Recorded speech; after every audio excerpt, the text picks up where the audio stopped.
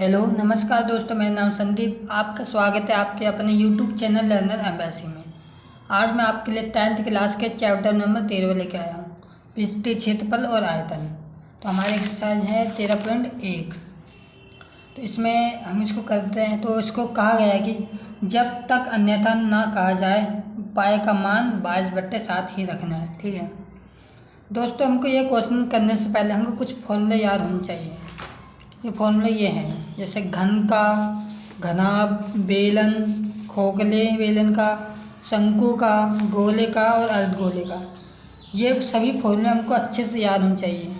दोस्तों अब क्या करना, जैसे मैंने एक पेज में फॉर्मूला लिख रखा है ना, आप भी एक पेज में ये सभी फॉर्मूला लिख लेना। तो इससे ये रहेगा कि आप इन प्रश्नों को आसान से हल कर सकते हो। ठीक है, और एक जहाँ पढ़ते हो आप वहीं चिपका लेना। ठीक है दोस्तों, तो करते हैं हमारा क्वेश्चन नंबर पहला। दो घनों जिनमें से प्रत्येक का आयतन 64 सेंटीमीटर क्यूब है के संलग्न फलकों को मिलाकर एक ठोस बनाया जाता है। ठीक है, इससे प्राप्त घनाभ का पृष्ठीय क्षेत्रफल हमें ज्ञात करना है। ठीक है, तो क्वेश्चन में क्या बोल रखा है,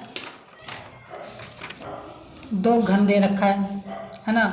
दो घन है और उसका आयतन 64 सेंटीमीटर क्यूब है। इन संलग्न फलकों को मिलाकर एक ठोस बनाया जाता है। कैसे, इन दोनों को मिला के तो कैसे होगा, इन दोनों को हम मिला देंगे। ये मिलाया, अगर हम इन दोनों को मिला देंगे, इन दोनों घन को मिला देंगे तो ये घनाभ का रूप ले लेगा। ये हो गया घनाभ।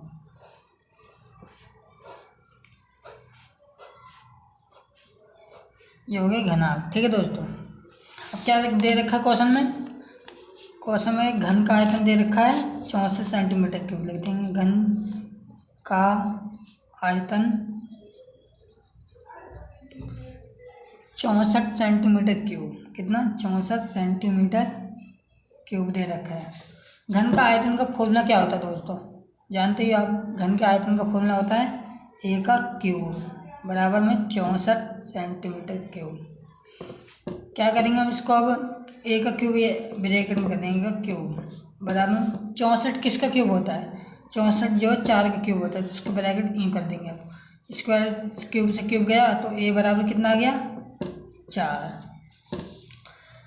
तो हमें इस घन की भुजा प्राप्त हो गई 4 4 4 4 4 4, क्योंकि ये चारों साइड जो बराबर होते हैं इसलिए हमको घन की इन दोनों की भुजा प्राप्त हो गई 4 4 4। तो हमें अब इसकी लंबाई, चौड़ाई और ऊंचाई ज्ञात करना है। दोस्तों ये दो घन हैं, हम इन दोनों घन को जोड़ देंगे।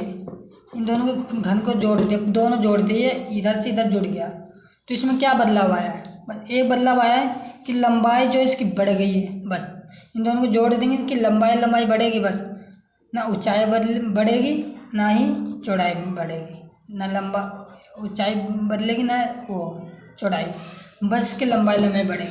तो इसलिए घनाभ का लिख देंगे,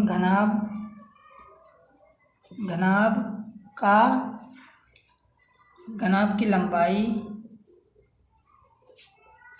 L बराबर में 4 + 4 कितने हो गई 8, क्योंकि ये घनाभ की लंबाई कितनी 4 और इस घनाभ की लंबाई कितनी 4 4 4 8। ठीक है, अब लिख देंगे B चौड़ाई थोड़ी बदली है, सिर्फ लंबाई बदली है, इसलिए चौड़ाई भी कितनी रह जाएगी 4। और हाइट की बात करें, हाइट भी उतना रह जाएगा 4, क्योंकि ऊंचाई में थोड़ा कोई फर्क आया है, सिर्फ लंबाई में फर्क आया है इसलिए। ठीक है, अब क्वेश्चन में बोल रखा है घनाभ का पृष्ठीय क्षेत्रफल निकालना है। तो लिख देंगे घनाभ का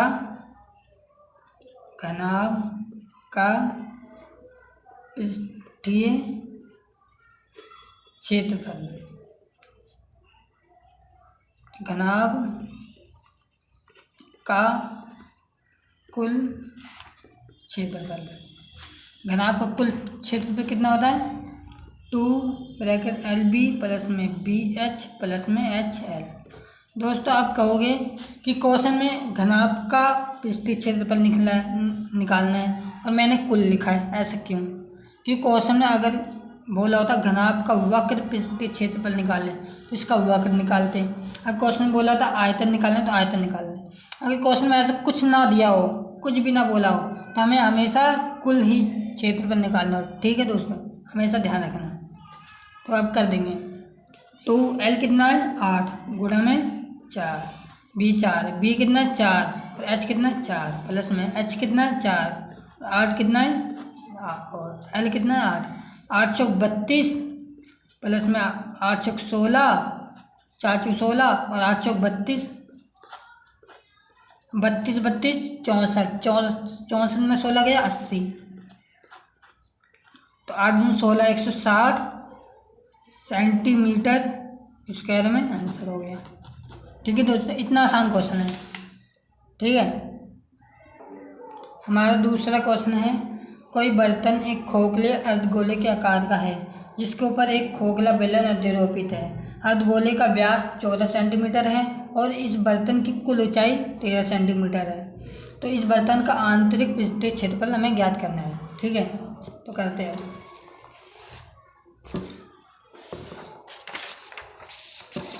तो क्वेश्चन नंबर दूसरा क्या बोल रखा है क्वेश्चन है, एक बर्तन खोखले अर्धगोले के आकार का है।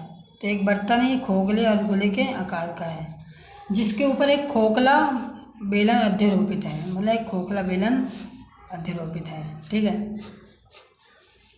और इस अर्धगोले का व्यास 14 सेंटीमीटर है। अब दिया है, लिख देंगे दिया है अर्धगोले का व्यास, अर्धगोले का व्यास कितना 14 सेंटीमीटर। अब क्वेश्चन बोल रहा है इस बर्तन की कुल ऊंचाई, जो ये बर्तन है इसकी कुल ऊंचाई कितनी है 13 सेंटीमीटर। ठीक है, तो हम इसकी आर निकाल देते हैं। आर बराबर D/2 त्रिज्या बराबर 14/2 गया 7 सेंटीमीटर। इसकी त्रिज्या आ गई कितनी 7 सेंटीमीटर, इसकी त्रिज्या कितनी आ गई 7 सेंटीमीटर कुल ऊंचाई है।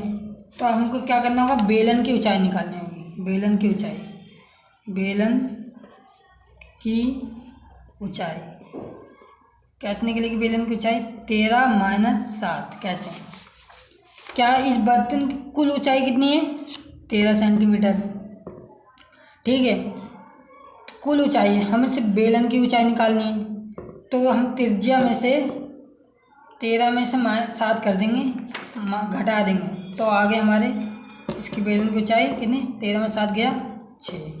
ठीक है, अब क्वेश्चन बोल रखा है बर्तन का आंतरिक पृष्ठीय क्षेत्रफल निकालना है। तो लिख देंगे बर्तन का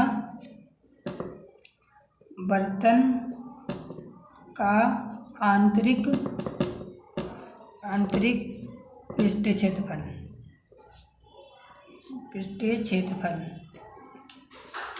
क्या क्या कर देंगे अब? अर्धगोले का वक्र पृष्ठीय क्षेत्रफल प्लस में बेलन का वक्र पृष्ठीय क्षेत्रफल। अर्धगोले का वक्र पृष्ठीय क्षेत्रफल क्या होता है 2πr² प्लस में बेलन का वक्र 2πrh। ठीक है, तो इन दोनों को हम कॉमन ले लेंगे। तो 2πr कॉमन है, 2πr कॉमन ले लिया, इधर एक r बचा और इधर बचा h। ठीक है, तब लिख देंगे 2 गुणा में 22/7 और r कितना दे रखा है 7 और r 7 है प्लस में h कितना है 6। ठीक है, 7 में से 7 गया और इस 22 को 2 से गुणा करा 44 आया। इन दोनों को 6 और 7 से प्लस करा 13 हो गया। अब इन दोनों को गुणा कर देंगे, 44 और 13 को 4 × 12 2 हंसले 4 × 12 13, 4 × 4 4 × 4 2 4 3 7 1 5। तो आंसर कितना आ गया 572 सेंटीमीटर स्क्वायर। यही आंसर है दोस्तों, इसको पीछे करना होता है। ठीक है, यही था क्वेश्चन। धन्यवाद दोस्तों। अगली तीसरा चौथा पांचवा की वीडियो अगले क्वेश्चन अगले वीडियो में मिलेगा। ठीक है, धन्यवाद दोस्तों। अगर वीडियो पसंद आई हो लाइक शेयर कमेंट जरूर करें। धन्यवाद दोस्तों, बाय।